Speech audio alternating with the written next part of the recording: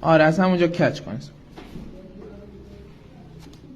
اسمال کج یعنی نگاه کن اسمال از اینجا کج کن به این بر.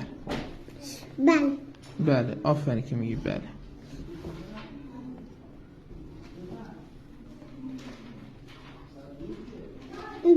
اسماعیل به نظر تو الان این مثل اینه؟ بله. آفرین. اگه مثل اینه که بنویس. میگم تو امسال نیت کردی دیگه برام اعصاب روان نذاری درسته؟ ها. نیت کردی موی سفیدی تو سرم نذاری درسته؟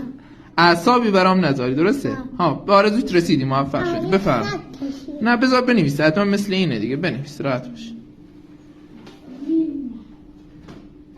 آفرین همینجوری بنویس. همینه. تو رو خدا بعدی رو مثل همین. اگه بعدی رو مثل همین بنویسی واقعا یه جایزه خوب میدم. مثل همین بنویس. تو که بلدی بنویس. بله آره بنویس. مثل همین بنویس لطفاً. اسماعیل اینجوری بنویس. چرا مثل این نمی‌نویسی؟ این معجزه شد. چرا مثل این نوشتی الان مثل این نمی‌نویسی؟ یه دونه دیگه مثل این بنویس.